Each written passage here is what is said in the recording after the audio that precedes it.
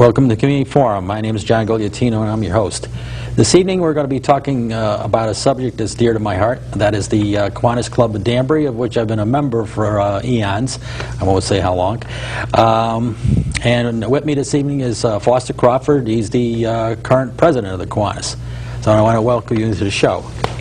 John, thank you very much. It's a pleasure to be here with you. You're welcome. Tell us a little bit about yourself before we get into Kiwanis and your role in Kiwanis. Anything you'd like to say? You were involved with the school system for a while, and something about your family, if you like. Well, I'm a retired school administrator. I was originally brought to Connecticut with a position with the Danbury Public Schools as a supervisor of special education.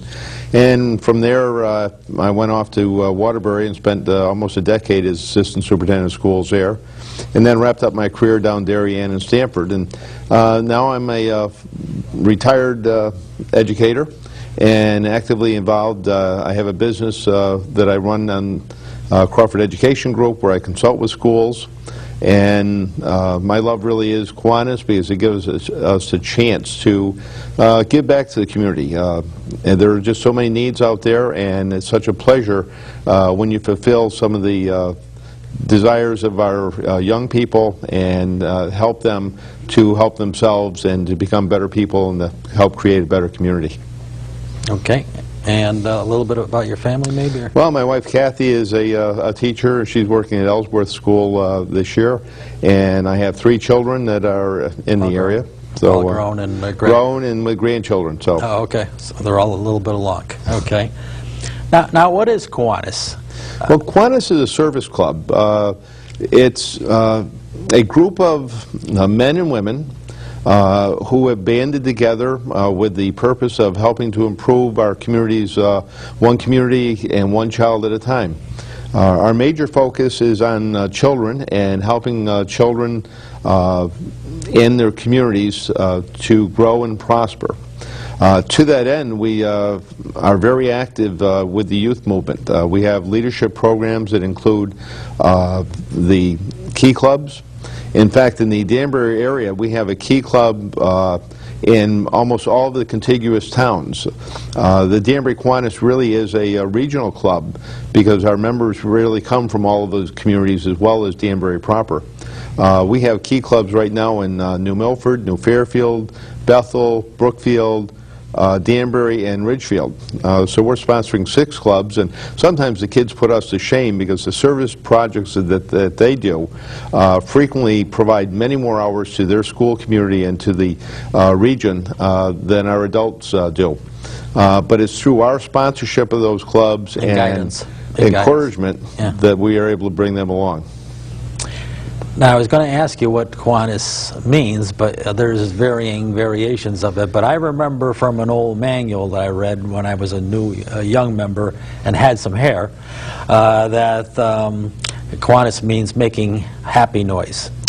Yes, it's got a number of different interpretations, and it's attributed to being an Indian word. Right. And but basically, to make yourself heard, to speak up, to make a joyful noise, if you will. And the members of the club have a lot of fun, enjoy themselves, and also are making themselves heard in the community through their positive actions. Now, in the summer of '42, there was a movie made, but also something else happened. Can you tell me what happened? Well, in the summer of '42, the Danbury Kiwanis Club was formed. It was an outgrowth of the Exchange Club, and Bob Goodfellow was the first president of the Danbury Kiwanis Club, and has been making significant contributions since that time. In fact, I think it was back in 1942 that the Kiwanis first cleared the property at Candlewood Lake that is now the town park.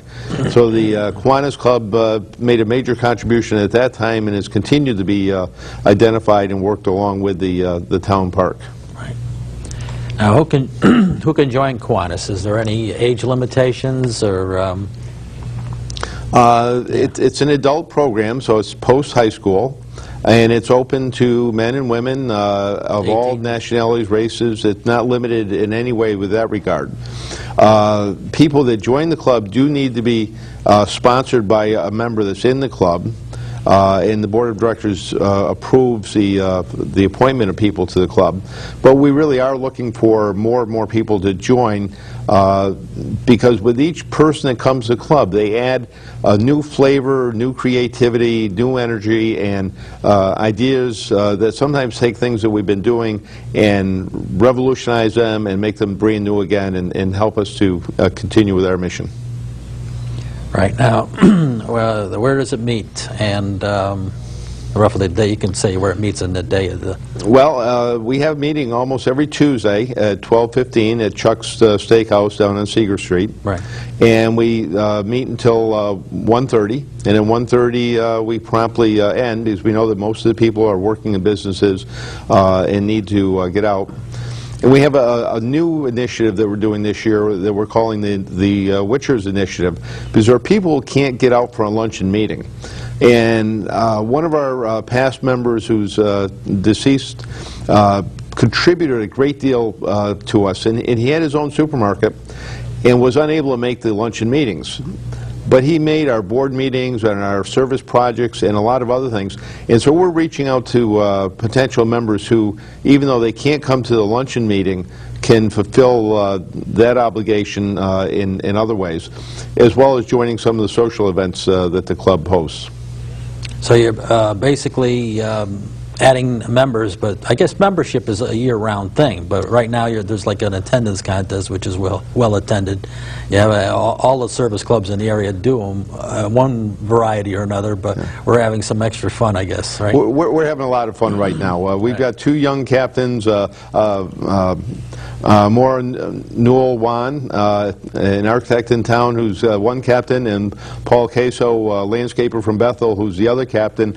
And all together, there's with John also setting up the rules and the format, we've got a lot of excitement going, a lot of competition, and we're exposing a number of new people to the club.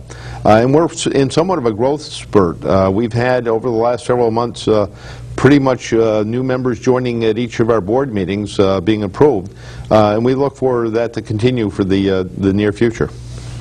Now, is Kiwanis at multiple levels? I know that we talked about Key Club at the high school level in 6 towns, area towns. Is it also at the university level?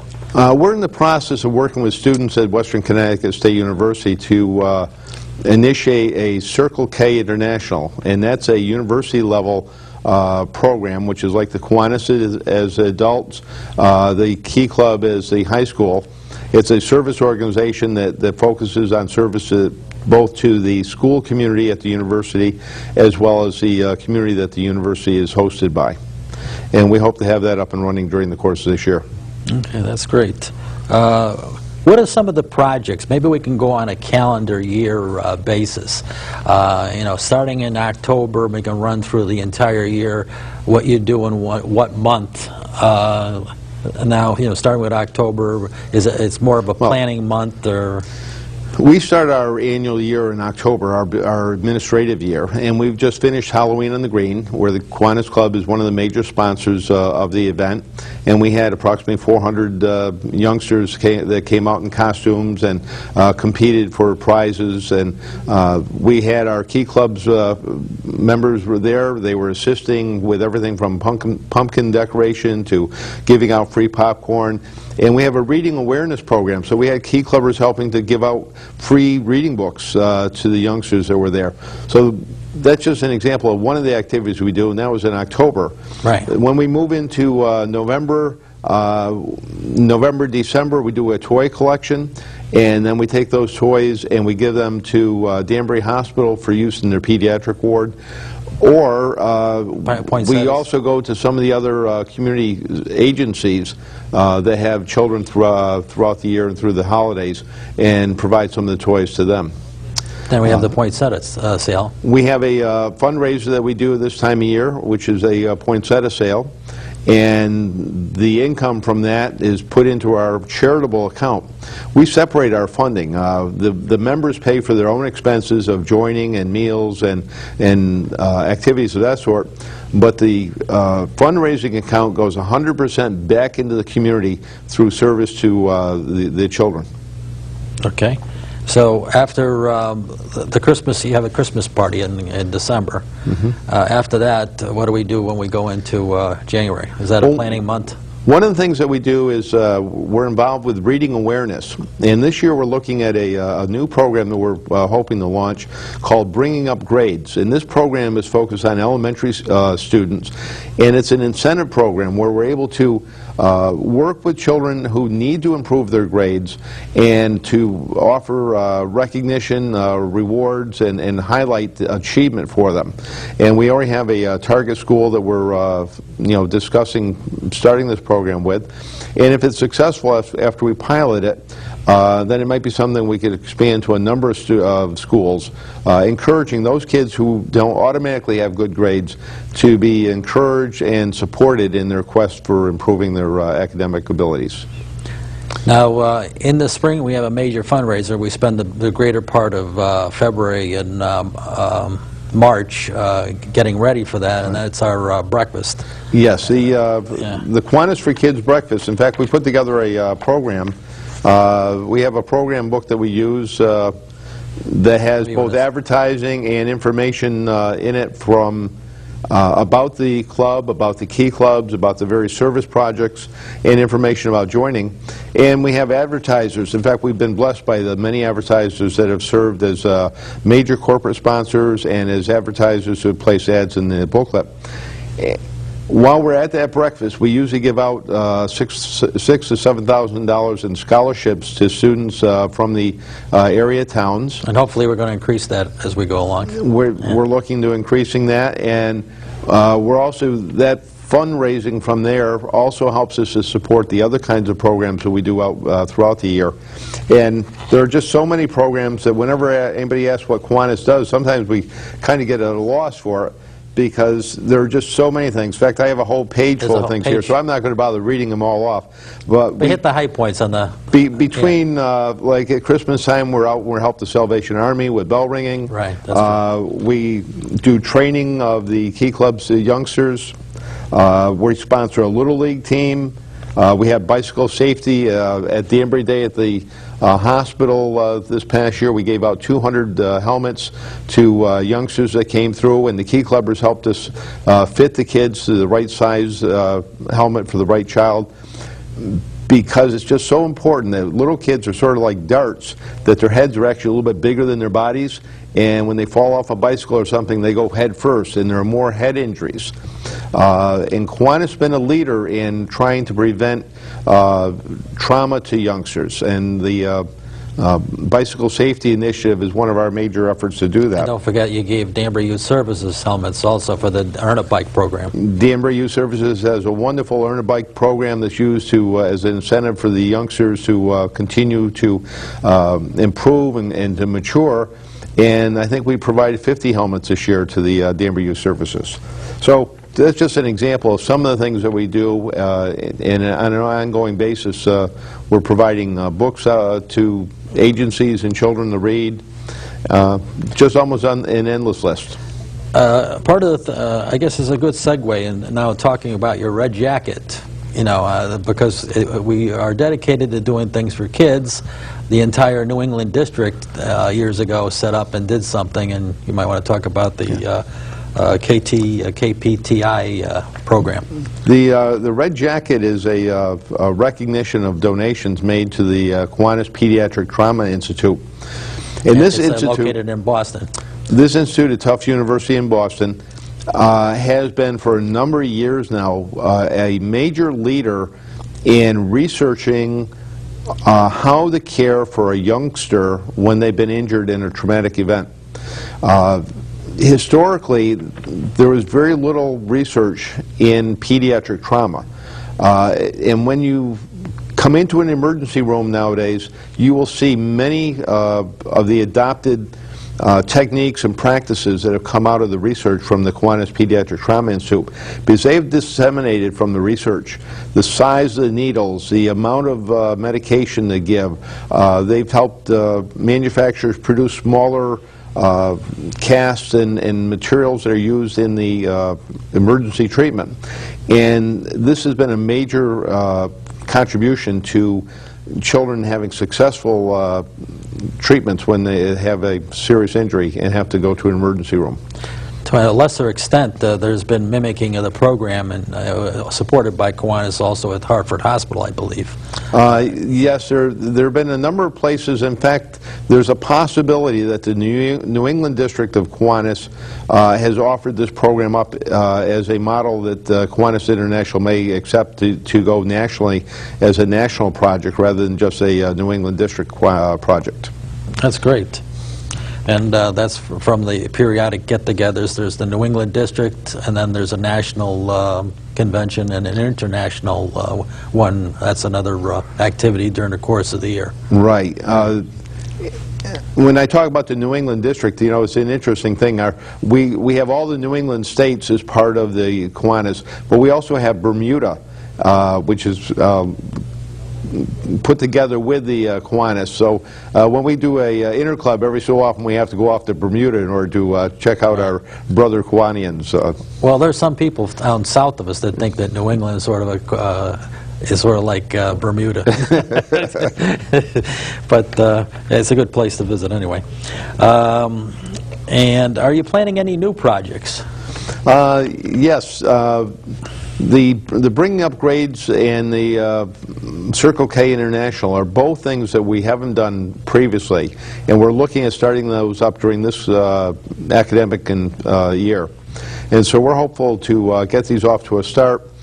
And we're also looking at the Circle K International working collaboratively with us on other projects that will help both the key clubs, the local community, and their own schools. We've been experiencing a lot of growth with newer members, younger folks coming in the Kiwanis, which is exciting because for a while there's a tendency for people to move away from service clubs. And believe it or not, the recession and people coming back to core values has also helped service clubs with people coming back and giving to their community and supporting each other and networking together. And so we're actually seeing a growth in membership, and we want to continue to see that happen and bring it along. Well, let's just bring up your telephone number there for anybody looking for additional information on Kiwanis, or whether it be work with us or join us, or you know, something that they may have questions on something. Their telephone number and also the website. Okay. Well, my phone number, I can be reached at 203-770-7812.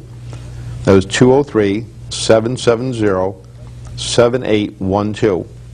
And we have a website, www.kiwanisct, all one word, .com. And you can look up on that, and you'll get a lot of information and also links to the New England District, the Kiwanis, and Kiwanis International if you want to see the broader picture. What's the approximate membership of the Kiwanis? We have over 30 members that are active, and we have some inactive members, senior members that are also affiliated with the club. And it's an exciting and energetic group, and it's really a pleasure to work with this group of guys. And with that initiative, Tom Wishers, who was a long-time member and very active, we hope to have more that maybe can't come to lunch, but will come to the projects, right? Yes, and in fact, we know that corporations nowadays don't seem to support freeing people up during the workday as much as they used to at one point in time, and that changes from business to business. But we want to be available to those people who maybe live in the area and work out of the area, and so when they commute back home, that they have a way of giving back to their home community, even though it's not the community that they're spending their 9 to 5 at. And so we're going to make that available through the Wishers Initiative, and we're looking forward to adding other people to our organization that way. Now, are most of the projects on the weekend, or do they vary? But usually they're not during business hours. No, most of the projects are on weekends. Sometimes there are things that we do during the day. For example, going to an elementary school or a high school or college. But we're very flexible in terms of what we can do with people in terms of working through the time of what they can do. We take their skills and what they want to do and what they can offer to contribute, and we try and work with that so that we use their talents and the things they enjoy doing. I made a note before we started earlier. Kiwanis One Day. I don't recognize that. Kiwanis One Day is a service project day. In fact, it's going to be April 10th, 2010. And that's something that we're looking to have the whole Kiwanis family join together. Where on that one day, not only will the greater Danbury area Kiwanis Club be doing a service project, but the Kiwanians throughout the internationally will be active. And it's an effort that's being done by Kiwanis International to show the impact of the organization. That literally every community, you could go from radio station to radio station or newspaper article to newspaper article and find out that on that day something was being done by a Kiwanis group, a Circle K, a Key Club, and we're going to be working on putting together a project for April 10th as a Kiwanis One Day project for the local area. Was there a reason for April 10th and not April 20th? Because there's less snow at April 20th. No, well, but it's an international thing, so the weather changes depending on where you're at. Bermuda's not snowing, so they don't consider those things in Bermuda, right? Right. All right, or in Tobago or whatever out there in Pacific. Kiwanis is all over the world, right? 375,000 members, roughly? Right. Yes, it's an international club, and it's been growing. In fact, it's been growing internationally probably at least as fast or faster than it has here in the United States. That's the Indian name. Now, I know we spoke about some of the projects, you know, the reading program, but there's another note here I have, elementary school for bringing up grades. The bringing up grades is actually the acronym for that is BUG, which young kids relate to, the BUG program. And again, that's what I mentioned earlier, which was an initiative that we're going to have with 1st through 6th graders, where it's encouraging them, if they haven't had good grades, to work and bring those grades up. And from one marking period to the next, there's a recognition ceremony and rewards. And then there are superbugs. And superbugs are for those kids that already have good grades, and they have a way that they can participate by tutoring and helping other children who are having difficulty. So this is a new project for us, but one that Kiwanis International is using elsewhere, and we're looking forward to implementing it in the local area. As long as we're not handing out cans of Raid. I was thinking of that when you said bugs. That's the first I heard of it, called Bug Program. Okay, that's interesting. You wanted to talk about some of the things we've done in the past that people say, geez, hey, I remember that. That was a Kiwanis project. Like we had we helped the firemen there with the detectors. Before it was popular, or the city put it in their budget, we had the initial cameras. There's the thermal imaging camera that we became aware as a Kiwanis club of the fact that the city didn't have any, and it was a new technology at the time, and the Kiwanis Club of Danbury purchased the first one that the city ever had. And I think it was probably like a $10,000 purchase at the time. Now, since then, it's standard equipment, and all fire departments have them. And the price is coming down because everybody's buying it, but it was new technology. They weren't buying it because it was new, but it could see through the smoke, and it saves a lot of firemen's knees, and it saves a lot of firemen. You get overcome with the smoke as they did the searching, because they used to go around in the fire on their knees, you know, looking for bodies or people that might be, and now they got the camera, saves them time and effort. So we've been on the cutting edge in a lot of ways, you know, trying to be ahead of, you know. So these programs are an example of that. That's what I was thinking, like the Bug program. And there's one other initiative that goes along with the Kiwanis Pediatric Trauma Institute, and that's an internet-based service which is allowing physicians around the world to be able to have an unusual incident in their emergency room and be able to log on, giving the specifics of what that injury is, and be able to immediately get some recommendations for the appropriate treatment of that kind of an injury.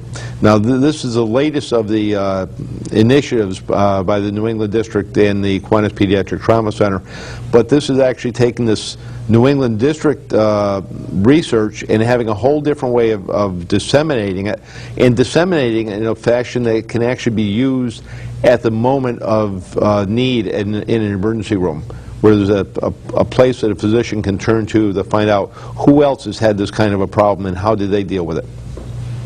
Now, I was going to ask a question that I'm not 100% sure of myself, but approximately how how many women are in the club, because there might be women out there who says, oh, that's got to be a guys club or whatever, and because traditionally years ago it was, Yeah. but we've converted. Now we're with the modern era, like all the other service clubs. I got to say, have some extent, but we've got a significant group, right? I think it was back in 1987 that the first women were admitted to the Danbury Kiwanis Club, and at this point I would say there's probably 30–40% of the club is made up of the of females, and they're major contributors, and they have been in all of the offices throughout the club, and also have served as lieutenant governor, such as Joan Maloney Bohm, who's been lieutenant governor, which represents a number of clubs in this end of Connecticut. So we really have a lot of women. In fact, I think 3 out of the 4 latest, newest members are females. Right, and then the person that's coming up is going to be, that's Maura. She's the first vice president, right? Right, and our next year's president will be a young lady. Right. Okay, now is there, maybe we can mention the telephone number again and the website. I'm not sure, they're not giving me the high sign. We probably got another minute to go. Okay, the phone number, if you'd like to give me a call and ask or discuss even if you have a youth project that you would like to have some support with, if it's something that would fit our abilities and our skills, we might be able to assist. You can reach me at 203-770-7812, and the website that we have is www.kiwanisct. Now that's KIWANISCT, all one word, .com. And that would be our website, and you can find a lot of information on there also. I just gave me the high sign. We've got still another minute to go. Maybe you can mention some of the speakers. At every one of these meetings, we have speakers, not every one of them, but a significant number. We have speakers that come in with different ideas, and that's where we get the thoughts. Okay, now they say that we're at 30 seconds, but maybe you'll give a quick... No, at 3 out of 4 meetings a month, we have a guest speaker. And, you know, one of the nice things is it really helps to put you in touch with your local community. When you're hearing what's going on, whether that's being the building of the newest Union Savings Bank building, or the mayor talking about traffic coordination, or if we have somebody from a youth agency telling us about their bicycle safety program and that we might be able to help, or that they have a new school that they just founded and they need new computers for it. So they're waving goodbye to me, so I want to thank you for coming on the show. Thank you very much. You're welcome. And I want to thank the viewers for tuning in to the Community Forum. Tune in next week, same time, same station. I'm sure we'll have another interesting program. Good night for now, and we'll see you then.